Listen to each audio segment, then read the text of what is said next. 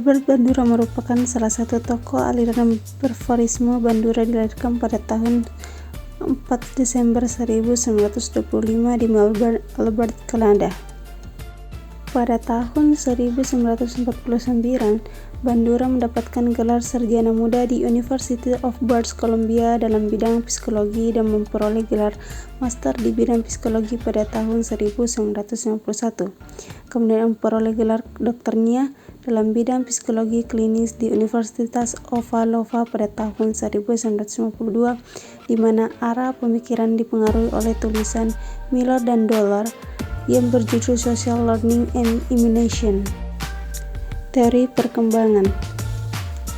Bandura dan rekan-rekannya mengembangkan teori pembelajaran sosial dan peran menonjol dari pembelajaran observasional dan memodali sosial dan motivasi pemikiran dan tindakan manusia. Kemudian, pada pertengahan 80-an, Bandura mengganti nama teorinya menjadi Social Cognitive Theory yang menjelaskan bagaimana kita berfungsi sebagai pengorganisir diri, produktif, self-reflektif, dan makhluk pengatur.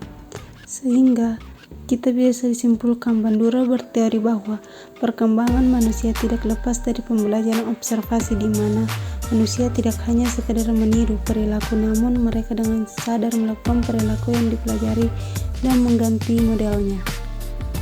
Adapun eksperimen Albert Bandura, yaitu Bandura melakukan penelitian bersama dengan Delbert Brooks dan Sheila Rose pada tahun 1961 yang disebut dengan Bobo Doll Experiment, menunjukkan kenakan meniru seperti perilaku agresif dari orang dewasa di sekitarnya.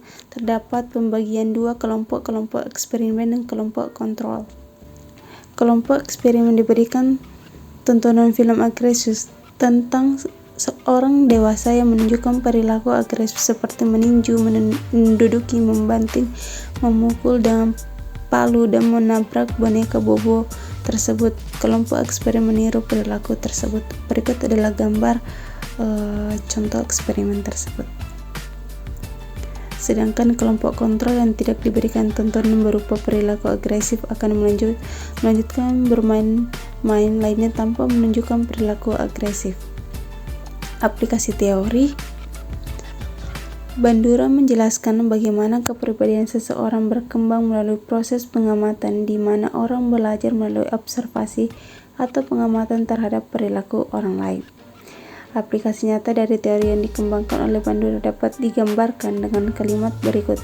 Seorang bayi dilahirkan bagai buku dan kertas putih dan orang tuanya adalah penulis halaman awal dari buku tersebut. Orang tua yang semestinya menjadi orang terdekat anak akan menjadi figur yang senantiasa diobservasi perilakunya oleh si anak, dan sebagian besar perilaku tersebut akan ditiru. Anak juga seringkali disebut sebagai peniru ulung karena hal ini. Contohnya, seorang anak kecil yang terbiasa membuang sampah pada tempatnya karena anak tersebut melihat ibunya membuang sampah pada tempatnya. Sebaliknya, jika orang tua menunjukkan perilaku buruk di depan anak, maka kemungkinan besar anak akan meniru perbuatan buruk orang tuanya. Contohnya, seorang anak kecil yang sering melihat ayahnya marah-marah, maka ketika ia bermain bersama temannya, sebayanya ia akan cenderung agresif, menunjukkan bahwa ia meniru karakteristik ayahnya.